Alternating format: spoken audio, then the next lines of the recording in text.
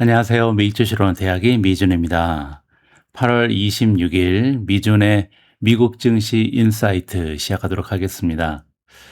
오늘도 변함없이 미국 주식 투자의 정석을 지키고 있는 미준에 오신 것을 환영합니다. 제가 방금 전에 8월 26일 방송이라고 말씀드렸는데요. 방송 녹화는 8월 25일에 하고 있습니다. 그런데 오늘이 제가 지내고 있는 말레이시아에서는 국경일이거든요.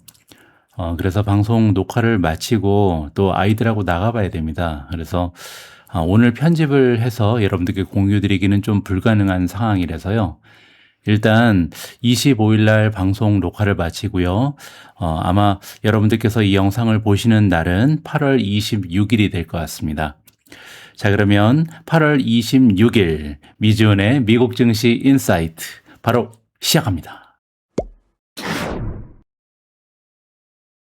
오늘 준비된 내용 본격적으로 전달해 드리기 전에요. 잠깐 미국 증시 시황을 정리하면 좋을 것 같습니다.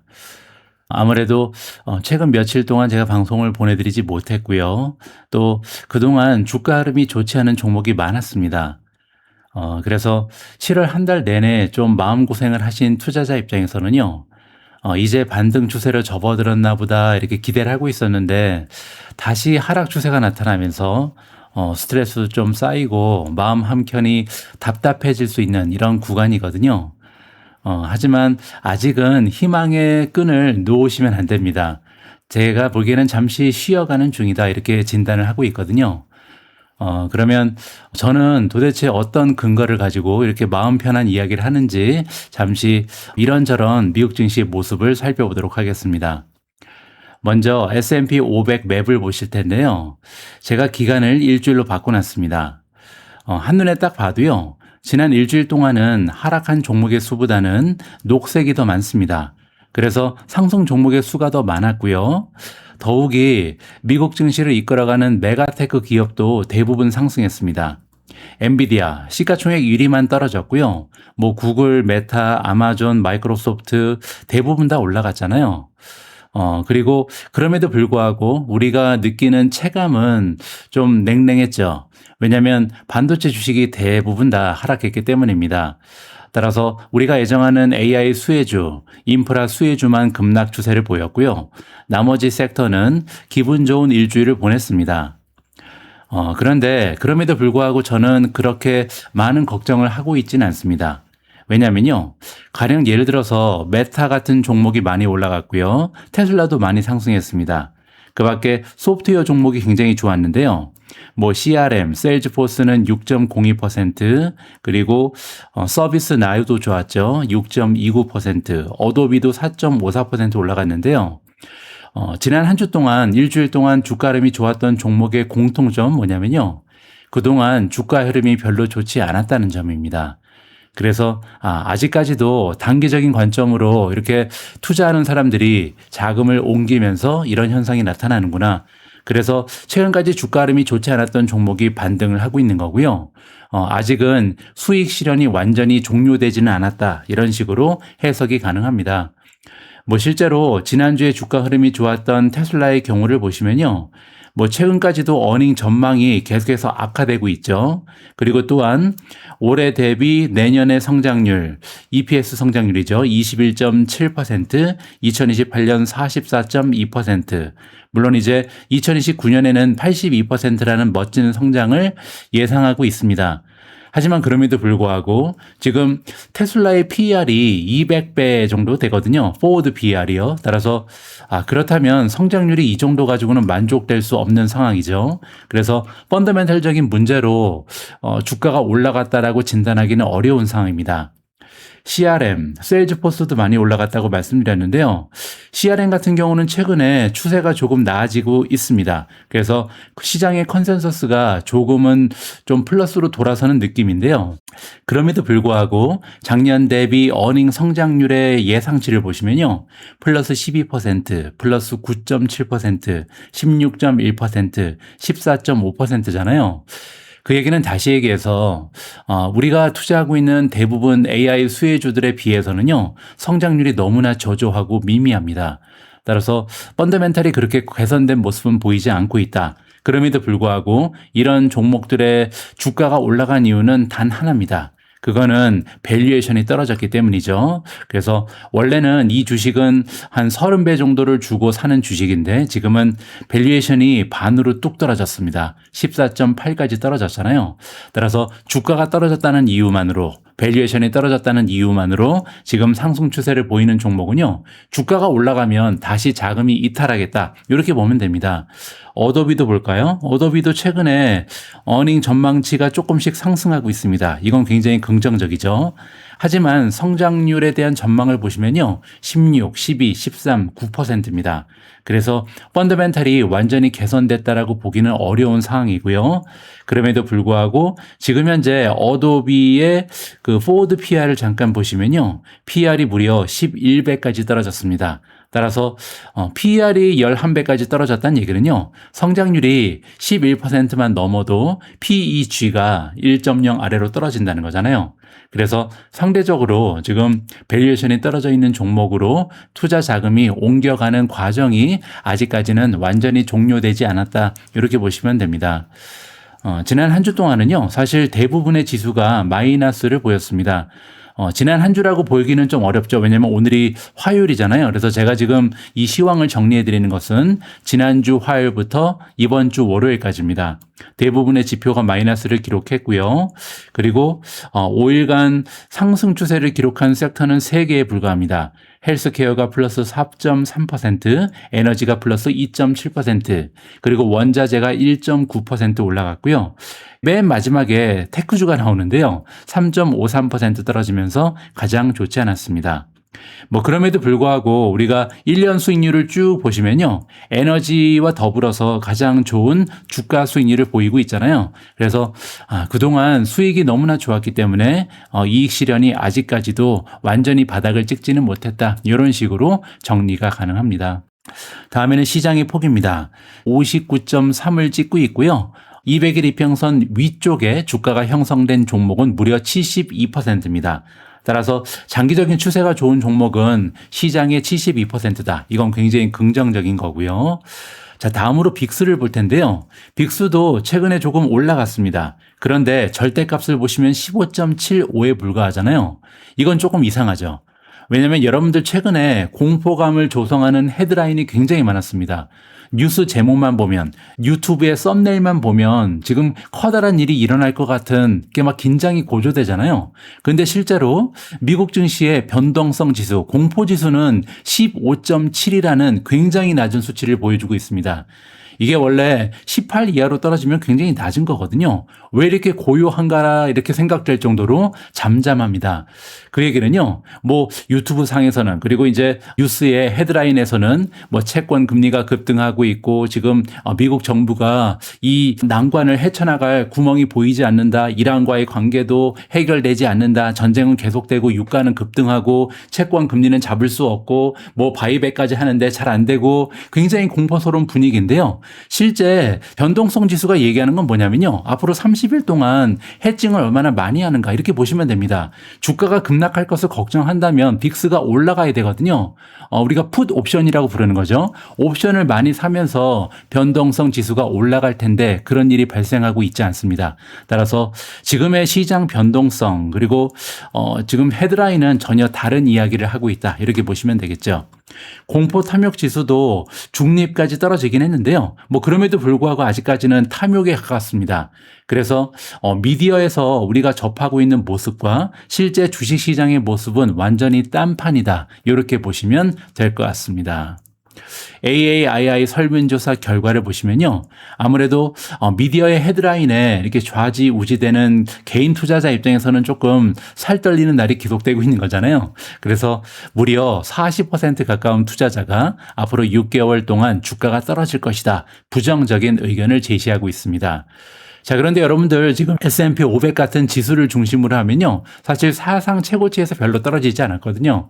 그래서 시장의 공포감은 개인 투자자들을 덜덜 떨게 하고 있는데요. 기관 투자자들은 그렇게 떨고 있지 않다. 저는 개인적으로 이렇게 좀 해석을 하고 싶습니다. 그리고 실제로 이렇게 개인 투자자의 40%가 부정적인 전망을 제시한다는 것은 우리가 오히려 역발상 투자를 하면서 저가 매수 기회로 삼아야 된다는 것이 저의 개인적인 평가입니다. 오늘의 메인 기사로 넘어갑니다. 오늘도 제가 직접 작성한 미준의 한마디를 읽어드릴 텐데요. 미준 멤버분들께서는 이미 알고 계신 것처럼 최근에 저는 가상화폐 관련 종목 하나를 매수했습니다.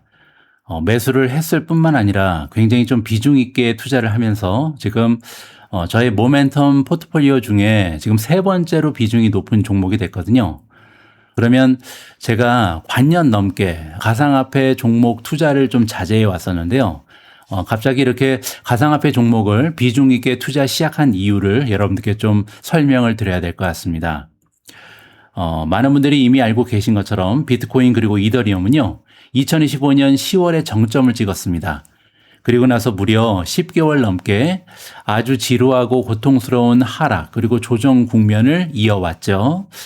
그런데 다행히 최근 들어서는요, 길었던 하락세가 마침내 바닥을 다지고요, 본격적인 추세적 상승 전환 국면에 진입하고 있다.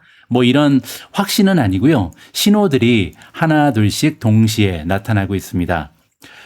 그래서 우리한테 가장 중요한 질문은 바로 이거죠. 드디어 10개월 동안 지속됐던 이 지긋지긋한 하락이 끝난 걸까? 그리고 이제 지난 며칠간의 상승은 기술적인 반등이 아니라 진짜 상승 추세로의 전환일까? 이렇게 좀 묻고 싶은 거죠. 그래서 오늘은요, 저희 개인적인 느낌이 아니라 11가지나 되는 지표를 하나의 질문에 맞춰서요, 각 지표가 과거에 이런 지표가 나타났을 때 어떤 모습을 보이는지, 따라서 이 비트코인과 이더리움의 가격과 이 11가지의 지표들은 어떤 상관관계가 있는지 이 관계를 통해서 비트코인과 이더리움의 향방을 점쳐보도록 하겠습니다. 자, 일단은 우리가 어디에 서 있는지 한번 확인을 해보죠. 먼저 비트코인의 가격을 보시면요, 8월 중순만 해도 62,000달러대에서 헤매고 있었거든요. 그런데 단 일주일 만에 모든 것이 바뀌었습니다. 8월 20일에는 72,000달러 근처까지 급상승했고요. 21일에는 76,700달러, 그리고 지금은 76,000이라고 써 있는데요. 제가 이 기사를 쓴 게 한 이틀 정도 지났거든요. 그래서 제가 방금 전에 확인해 봤더니 비트코인 가격은 드디어 8만 달러를 넘어섰습니다. 이더리움의 상승폭은 더 컸죠. 그래서 8월 19일, 20일, 24시간 만에 20% 이상 폭등했고요. 현재는 2,374달러. 이것도 확인을 해봐야겠죠. 2,494까지 올라갔습니다. 그래서 굉장히 빠르게 이 두 개의 자산의 가격이 급등하고 있다, 이렇게 보시면 되겠죠. 하지만 기술적인 반등일 가능성이 있잖아요. 이런 걸 우리가 데드캣 바운스라고 부르는데요. 데드캣 바운스의 가능성을 가늠하기 위해서는 이 반등이 도대체 왜 일어나는지, 이게 가장 중요합니다. 아무런 이유가 없이 이렇게 갑자기 급 반등하면요, 그거는 단기간에 잠깐 속임수일 가능성이 있기 때문이죠. 자, 그런데 이번 급등은 이유가 있습니다. 워싱턴발 규제의 명확성, 그리고 11억 달러가 넘는 숏 청산에 겹친 결과였거든요. 그것만이 아니죠. 트럼프 대통령이 클래리티 법안을 공개적으로 밀고 있고요. 이건 이제 규제 명확성하고 겹치는 거고요. 또한 재무부가 장기 국채 매입을 2배로 늘리면서 장기 금리를 급등하지 않도록 지금 조절하고 있잖아요. 그 얘기는 위험 자산 선호가 되살아날 수 있다, 이렇게 보시면 됩니다. 자, 따라서 이번에 비트코인과 이더리움의 가격이 급등하는 이유는요, 그냥 데드캣 바운스일 가능성보다는요, 규제 호재, 강제 청산, 그리고 유동성 완화, 이 세 가지가 동시에 방아쇠 역할을 하고 있다, 이렇게 보시면 됩니다. 자, 그러면 지금 10개월 동안 지지부진한 모습을 보이는데요, 정말로 바닥이 충분히 다져졌는가, 이 부분부터 이야기를 해봐야겠죠.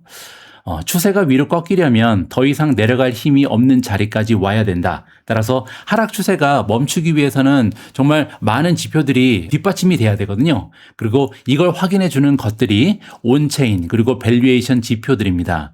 자, 그러면 다양한 지표를 통해서 시장의 지표는 어떤 메시지를 던져주는지 이 부분부터 확인을 해 보시죠. 자, 처음에는 파이 사이클 톱이라는 게 있습니다. 어떻게 읽는 건지 잠깐 설명을 해드리죠. 자, 여기 보시면 차트가 나와 있는데 녹색이 하나 있고 파란색이 있고 비트코인 가격이 있잖아요. 이 두 가지를 비교하는 거라고 합니다. 111일선 그리고 하나는 351선 곱하기 2입니다. 근데 이 두 개의 선이 큰 거리를 유지하고 있다. 자, 이게 무슨 얘기냐면요.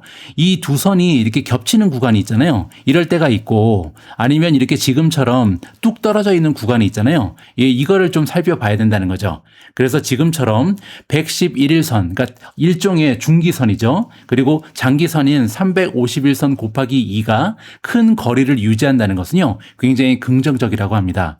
이 지표는 원래 꼭지 판단에 쓰인다. 이거는 두 선이 겹치게 되면 그때는 꼭지일 가능성이 높다는 거죠. 그런데 지금 나타나고 있는 상승은 아직 후기, 과열 국면은 아니다. 적어도 지금은 이렇게 상승이 너무 도드라져서 버블이 생기는 구간은 아니다. 이걸 우리가 확인해 볼 수 있는 기회로 활용하면 좋을 것 같습니다. 그 얘기는 즉 추세 전환의 초기 혹은 중기 초입일 가능성이 높다. 이렇게 의미를 해석해 볼 수가 있는 거죠. 자, 두 번째 지표는요, 퓨엘 멀티플입니다. 자, 이거는 채굴자 관점에서 보는 거라고 하는데요. 지금 이 지표는 0.89입니다. 0.89는 굉장히 저평가 구간인데요. 자, 이게 뭐냐면 푸엘 지표가 1 아래로 내려가서 바닥을 긁은 다음에 다시 고개를 들면요. 그거는 여김없이 새로운 상승장이 시작되는 신호였다고 합니다.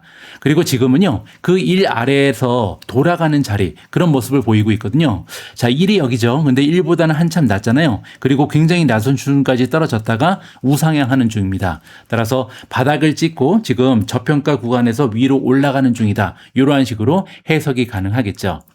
자, 세 번째는 MVRV 레이시오인데요. 자, 이거 역시도 바닥을 찍고 탈출하는 중이다라는 메시지를 전달하고 있습니다. 두 가지의 선이 있는데요. 하나는 비트코인 MVRV Z 스코어고요. 두 번째는 비트코인 프라이스입니다. 자, 이건 어떻게 읽는 거냐면 현재 가격이 투자자들의 원가 그 평균 있잖아요. 이 평균과 얼마나 차이가 있는가. 그러니까 여기 비트코인 가격하고 그다음에 투자자들이 가지고 있는 평균 단가 있잖아요. 이걸 비교하는 겁니다. 지금 가격이 훨씬 더 높잖아요. 그 얘기는 뭐냐면 대부분의 투자자들이 지금 비트코인으로 돈을 잃고 있었다. 이렇게 보시면 되겠죠. 자, 역사적으로 MVRV가 너무 높아지면 시장이 과열됐을 가능성이 높고요. 반대로 굉장히 낮은 수준에서 올라오기 시작하면요. 회복 초기일 가능성이 높다고 합니다. 그리고 이제 구체적으로 보면 이 지수가 1 이하까지 떨어졌다가 위로 방향을 트는 순간이 역사적으로 침체에서 상승으로 넘어가는 분기점이다. 이게 1이란 얘기는 뭐냐면요. 평단가랑 지금 비트코인 가격이 똑같다는 거잖아요. 근데 이게 만약에 평단가가 지금 비트코인 가격보다 훨씬 낮으면 마이너스 수익을 보고 있는 투자자가 대부분이란 얘기죠. 자, 지금 현재는 0.28까지 하락했다가 0.82까지 상승한 상황입니다. 따라서 굉장히 낮게까지 떨어졌다가 올라가는 중인데 그럼에도 불구하고 아직 시작에 불과하다는 거죠. 그래서 MVRV는요. 역사적 고점 수준과는 거리가 아주 멀고요. 오히려 오랜 조정 이후에 낮은 구간에서 서서히 위로 올라가는 중이다. 아직은 반등의 초기 단계에 불과하다. 이런 메시지를 우리한테 보내주고 있습니다. 자, 다음에는 비트코인 레인보우 프라이스 차트입니다. 이거는 그냥 간단한데요. 여기 빨주노초 파남보가 있고요. 위로 올라갈수록 과열됐다, 버블이다 이렇게 보시면 되겠죠. 여기 빨간색이 뭐라고 써 있냐면요. 맥시멈 버블 테리토리입니다. 그래서 만약에 비트코인 가격이 이 빨간색을 넘어가게 되면요. 그때는 팔아야겠죠. 자, 지금 보시면 이게 월별로 표시가 되고 있는데요. 지난 11월 달, 그러니까 11월 달에는 굉장히 버블 상태였잖아요. 이때는 비트코인을 팔았어야 되는 시기다. 근데 실제로 맞아 떨어지죠. 그래서 작년 10월이 고점이었기 때문에 이 신호를 믿고 만약에 비트코인을 팔았다면 굉장히 좋은 수익을 확정할 수 있었다. 이렇게 보시면 됩니다. 근데 지금 보시면요. 굉장히 낮은 수준까지 떨어져 있잖아요. 지금은 거의 바닥입니다. 자, 따라서 비트코인 가격은 파란색의 차가운 밴드에 와 있고요. 비트코인 가격이 하단의 차가운 색상 영역에 진입해 있다는 것은요. 시장의 투자 심리가 크게 침체되어 있음을 의미합니다. 자, 그런데 문제가 하나 있죠. 레인보우 차트는요, 기본적으로 밸류에이션 차트입니다. 그러니까 밸류에이션이 굉장히 낮다, 이렇게 평가가 가능한데요. 트렌드까지는 보여주는 게 아니죠. 그래서 굉장히 밸류에이션이 많이 떨어졌지만 지금이 바닥인지 더 떨어질 수 있는지 이거는 표시를 해주지 않습니다. 왜냐하면 상승 추세로 접어들었는지 아니면 하락 추세가 지속되는지 요거는 볼 방법이 없다는 거죠. 자, 하지만 적어도 밸류에이션이 굉장히 낮다는 것은 상승 추세가 나타날 가능성이 점점 커졌다는 것을 의미하긴 합니다. 자, 이렇게 여러 가지 지표를 통해서 지금은 과열 단계라는 거리가 멀고요. 굉장히 저평가된 단계고 여러 가지 지표들은 지금이 바닥일 가능성이 높다라는 메시지를 보내주고 있습니다. 자, 그러면 중요한 것은요. 많이 떨어진 것은 알겠는데 10개월 내내 떨어진 건 아는데 지금이 정말 추세가 전환되는 시점인가 이걸 또 확인하고 싶잖아요. 일단 첫 번째로 이동평균선을 볼 필요가 있습니다. 비트코인 차트가 나와 있는데요. 비트코인 차트를 보시면 굉장히 오랫동안 지금 작년 한 10월부터 지금까지 쭉 떨어졌습니다. 10개월 동안 단 한 번도 쉬지 않고 쭉 하락했죠. 자, 그런데 그리고 나서 굉장히 멋진 일이 발생하고 있는데요. 여기 보시면 네 가지의 선이 겹쳐 있죠. 가장 위쪽은 200일 이평선, 그리고 100일 이평선, 20일 이평선, 50일 이평선. 네 개의 이동평균선이 모두 수렴해 있습니다. 제가 방송에서도 몇 번 말씀드렸는데요. 이렇게 이동평균선이 다 수렴하게 되면요. 그때부터 방향이 위로 가는지 아래로 가는지가 구조적인 방향을 설정해 준다. 따라서 한동안 이 방향이 설정되면 꾸준하게 그쪽으로 갈 가능성이 높다. 이런 말씀을 드린 적이 있죠. 자, 그런데 실제로 지금 4개의 이평선이 만나는 구간에서 갑자기 비트코인의 가격이 급상승하고 있습니다. 그러면서 모든 이평선을 한꺼번에 상향 돌파했고요. 자, 이렇게 빠르게 상승하고 있기 때문에 이동평균선 중에 가장 짧은 20일 이평선이요. 갑자기 위로 기울기가 굉장히 가팔라졌죠. 자, 그 얘기는요. 이렇게 가파르게 올라가면서 다른 선들을 다 제끼고 가죠. 그게 그 유명한 골든크로스입니다. 따라서 골든크로스가 연이어서 나오고 있고 지금은 굉장히 좋은 추세가 발견이 되는 겁니다. 자, 그리고 또 한 가지가 있는데요. 거래량이 터지고 있죠. 굉장히 오랫동안 거래량이 굉장히 낮았잖아요. 자, 이렇게 낮은 거래량에서 갑자기 거래량이 폭발적으로 증가하면서 주가가 급등하는 것은, 가격이 급등하는 것은 굉장히 좋은 신호다. 이렇게 보시면 됩니다. 물론 이제 76.7까지 RSI 지수가 올라갔거든요. 그 얘기는 과열 상태이기 때문에 잠깐 눌리고 갈 수도 있습니다. 하지만 추세가 꺾였는가, 그러니까 하락 추세에 있었는데 10개월 내내 이 하락 추세가 위로 반등하는가, 이게 중요한 거지 눌려서 가는가는 그렇게 우리의 큰 감심사는 아니거든요. 그래서 굉장히 좋은 차트가 보인다라고 해석이 가능합니다. 하나 더 보여드리죠. 이번에는 이더리움인데요. 이더리움은 오히려 더 좋죠. 자, 여기 보시면요. 200일 이평선, 100일, 50일, 20일이 다 겹쳐 있습니다. 비트코인하고 똑같죠. 일제히 만나는 구간에서 갑자기 거래량이 폭발하죠. 거래량이 폭발하면서 주가가 급상승하잖아요. 그리고 또 한 가지 중요한 점이 있는데요. 전고점을 뚫었습니다. 따라서 하나의 강력한 수평 저항선이 있었는데요. 이 저항선마저 뚫어내면서 어떻게 보면 비트코인은 아직 이 저항선이 남아있잖아요. 그래서 더 강력한 모습을 이더리움은 보여주고 있다. 물론 그것 때문에 RSI 지표도 더 높은 스코어를 보여주고 있다라고 정리가 가능할 것 같습니다. 자, 보통 주가라든지 가격 지표의 추세 전환 신호는요. 다음 세 가지가 동시에 나올 때 그 신뢰도가 더욱 높아진다. 이렇게 보시면 됩니다. 첫 번째는요. 주요 저항을 연달아서 돌파하는가. 두 번째, 200일 이평선, 가장 중요한 장기 추세가 회복이 되는가. 자, 그리고 세 번째, 거래량이 증가하는가. 이 세 가지의 지표를 다 보면서 세 가지를 다 만족하면요. 아, 이제는 추세가 전환됐다. 이렇게 우리가 볼 수가 있는 건데요. 이더리움 그리고 비트코인은 이 세 가지 조건 중에 상당 부분을 충족시키고 있고요. 특히 이제 이더리움 같은 경우는 주요 저항선도 돌파를 했죠. 따라서 세 가지 모두 다 만족한다. 이렇게 보시면 될 것 같습니다.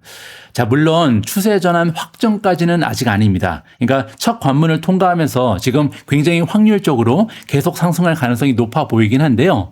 아직까지는 추세 전환을 확정하기 위해서는 추가적으로 확인되는 신호가 필요하다. 이렇게 보시면 됩니다.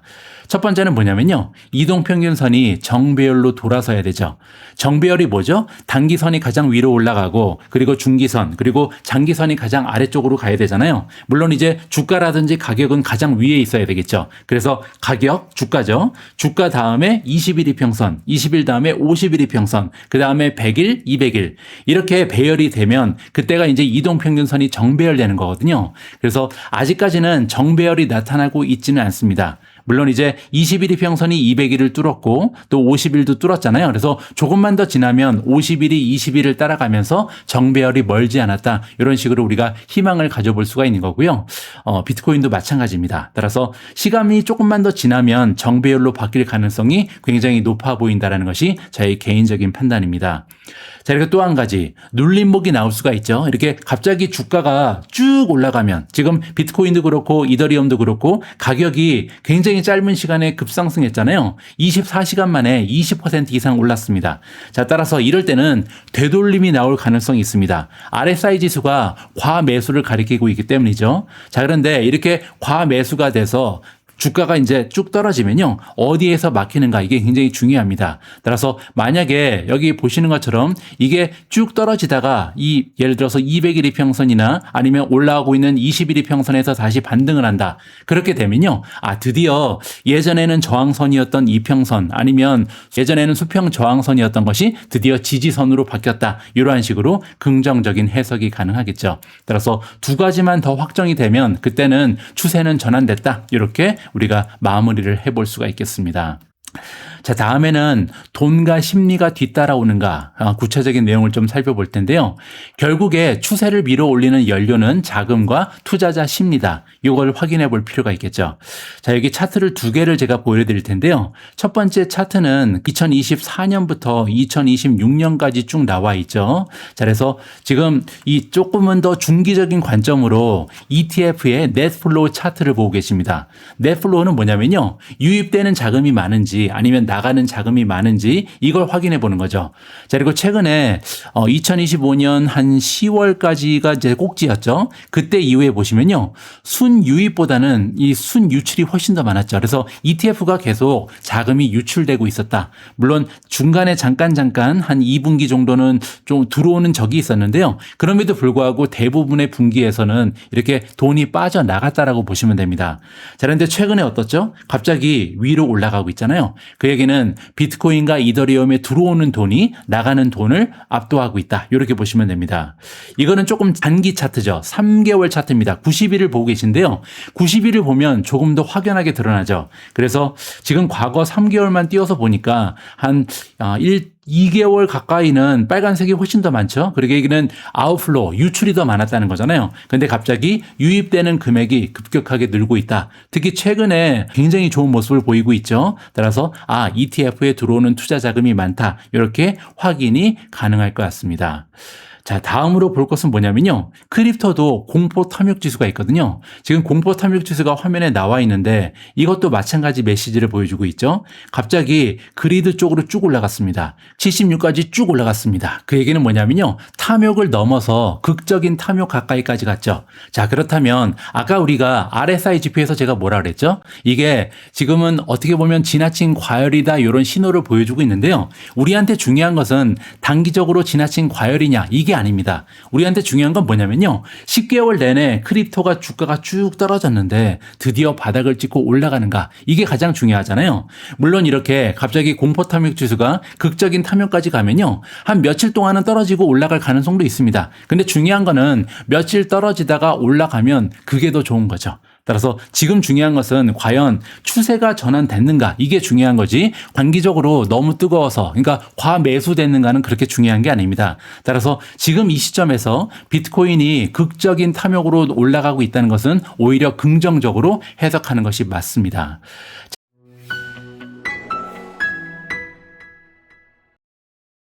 자, 지금까지 우리는요. 비트코인과 이더리움의 장밋빛 미래를 전망하는 수많은 신호들을 함께 살펴봤습니다. 자, 그런데 여기 보시면요. 아직까지 켜지지 않은 신호등이 하나 발견이 되는데요. 코인베이스 프리미엄 지수라는 겁니다. 이 지표는 뭐냐면요. 미국의 투자자들의 현물 매수 의지를 보여주는데요. 개인 투자자라고 보시면 됩니다. 그래서 최근에 상당 기간 동안 붉은색 마이너스에 머물러 있거든요. 그 얘기는 투자 심리가 굉장히 냉각되어 있다는 거죠. 이 정도로 안 좋은 적이 없었잖아요, 최근에. 그래서 여기 파란색을 보시면 그때가 10월 달이었습니다. 그래서 정점을 찍고 나서, 그러니까 작년 10월이 정말 꼭지였다는 게 확인이 되잖아요. 이렇게 너무나 심리적으로 좋았다가 지금 급감했고요. 그리고 아직까지는 완전히 회복을 못하고 있습니다.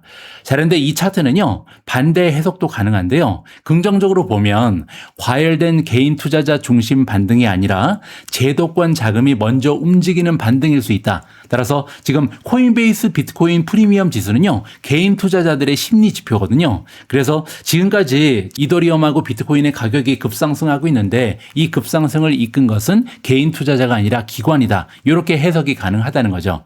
따라서 만약에 이 지표까지 플러스로 전환이 되면요, 그 얘기는 기관뿐만 아니라 개인 투자자도 드디어 뛰어들었다. 이렇게 긍정적인 해석이 가능할 것 같습니다.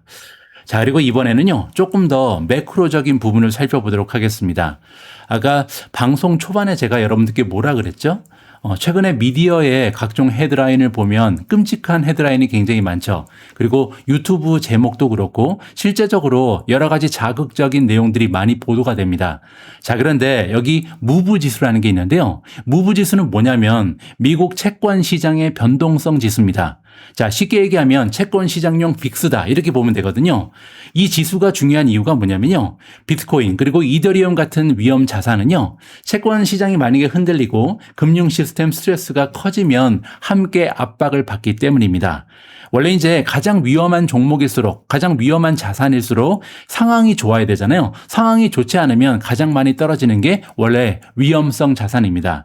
자, 그런데 무브 즉 채권 시장의 변동성 지수를 보시면요. 지금 현재 여기까지 떨어져 있거든요. 이 지표가 역사적으로 언제 이렇게 급등했는지를 살펴보면요. 코비드 바이러스가 극성을 부렸을 때 그리고 인플레이션이 너무나 빨리 올라갔을 때 2022년이죠. 그때 베어마켓이 왔잖아요. 그리고 2024년 선거가 있었을 때 이건 이제 트럼프 대통령이 당선이 되면서 사람들이 완전히 공포에 휩싸인 거죠. 그리고 타리프 워, 관세 전쟁, 이거는 이제 작년 4월이잖아요. 그리고 이란 전쟁이 발발됐습니다.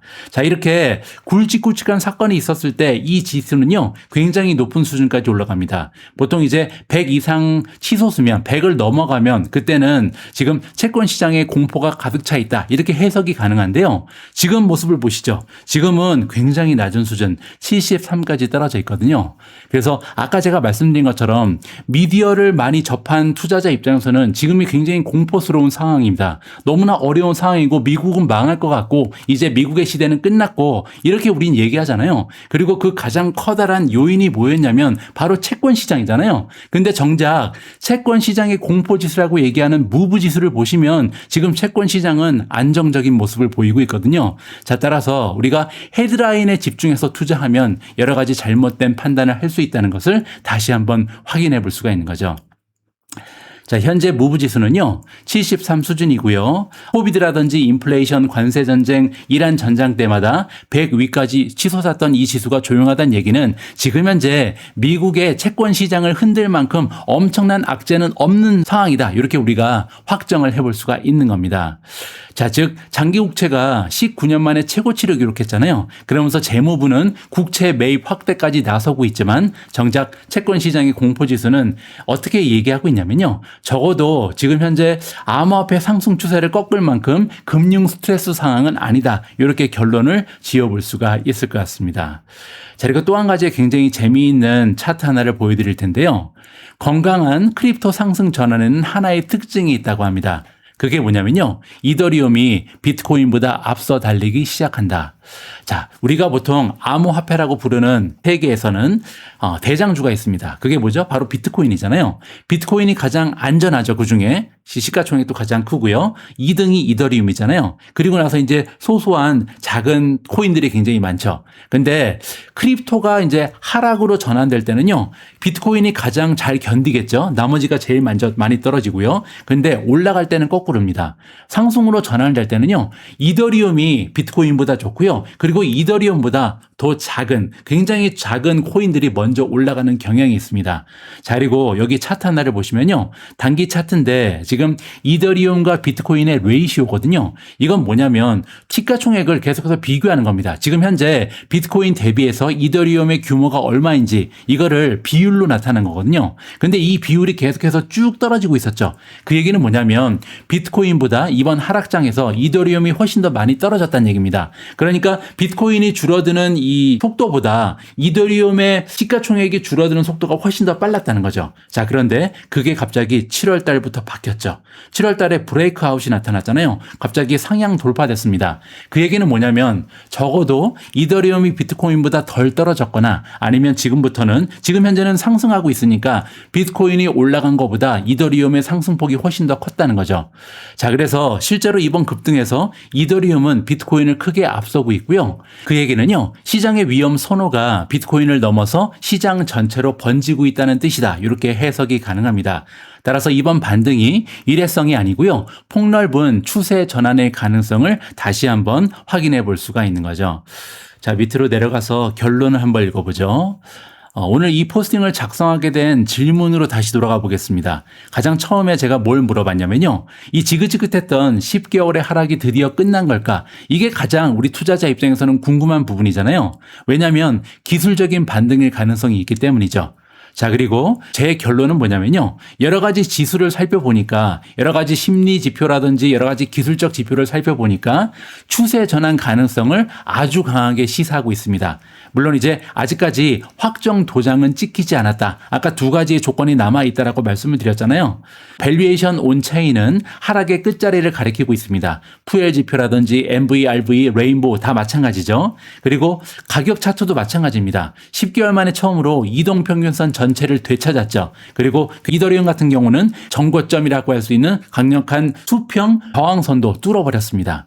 게다가 ETF 자금이 돌아오고 있잖아요. 상당히 오랫동안 ETF의 자금 현황을 보니까 나간 돈이 들어온 돈보다 많았었는데요. 드디어 들어온 돈이 더 많기 시작했죠. 그리고 심리는 공포에서 탐욕으로 오히려 뒤집혔죠. 게다가 무브 지표를 봤더니 거시 환경은 오히려 잔잔합니다. 채권 시장이 생각보다 건강하다는 거잖아요. 그리고 또 한 가지 결정적으로 비트코인보다 이더리움이 앞장서서 달리기 시작했다. 따라서 굉장히 여러 가지 지표는요. 드디어 반등이 시작됐다. 이렇게 알려주고 있죠. 정리를 해보면요. 저는 이렇게 말씀드리고 싶습니다. 10개월 이상 지속된 겨울은 끝나가고 있고요. 지금은 봄을 알리는 첫 신호가 켜진 자리다. 자, 그런데 봄이 왔다고 우리가 확정하기 위해서는요. 눌림목에서 세 가지를 확인하면 되겠다. 자, 첫 번째, 가격이 되돌림이 나타날 때 이동평균선이 몰려있는 곳에서 지지를 받는가. 이평선이 다시 뚫리면 안 되겠죠. 그래서 이평선이 오히려 정배열을 만들어야 되거든요. 근데 여기서 뚫리면 안 되겠다. 이게 처음이고요. 두 번째, 코인베이스 프리미엄이 플러스로 돌아서는가. 그 얘기는 개인 투자자들이 드디어 매수에 동참하는가. 이걸 확인을 해봐야겠고요. 세 번째, 막스님 것처럼 이동평균선이 역배열이 아니라 정배열로 드디어 바뀌는가. 이렇게 세 가지를 확인해 볼 필요가 있을 것 같습니다.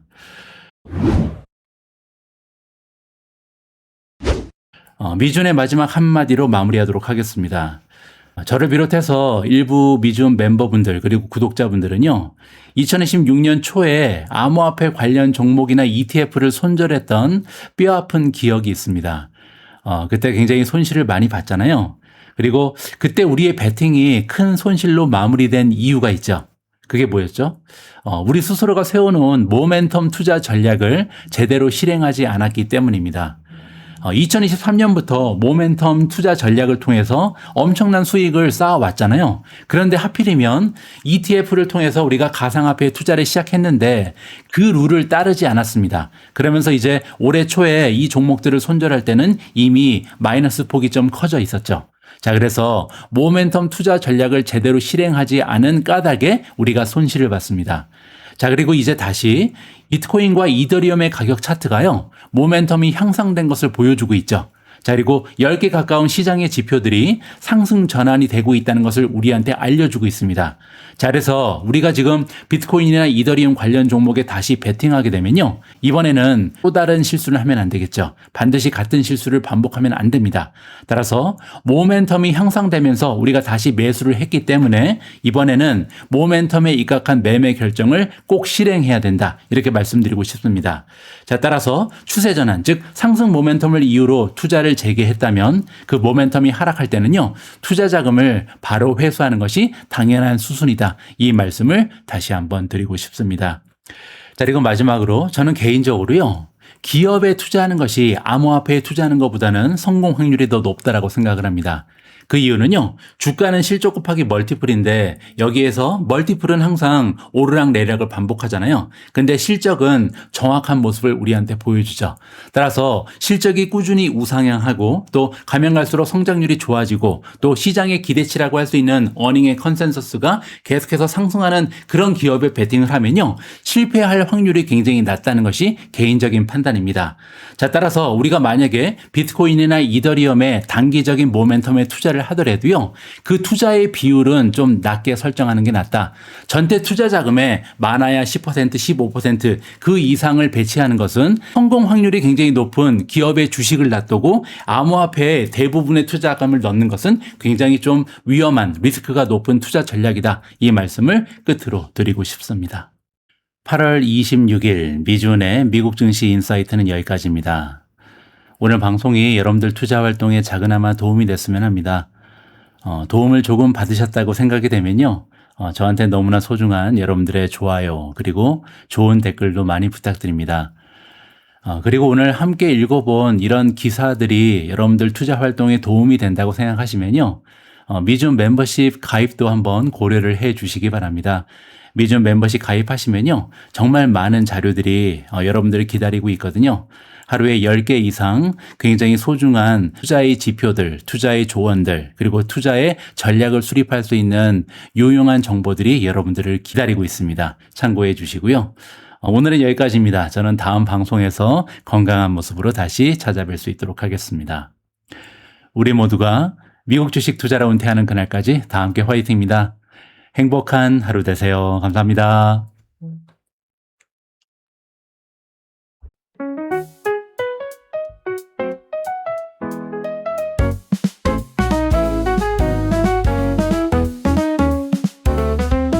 작은 꿈 시작이 중요해. 희망의 미래를 함께 심어가.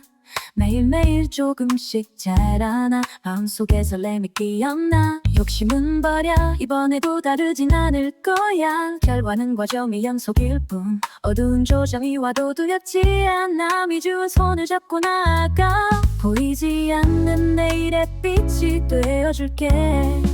행복한 투자, 서로의 꿈을 응원하며 아름다운 내리막길 같이 걸어가. 행복한 투자, 미주와 함께 우리 모두가 미국 주식으로 은퇴하는 그날까지 다 함께.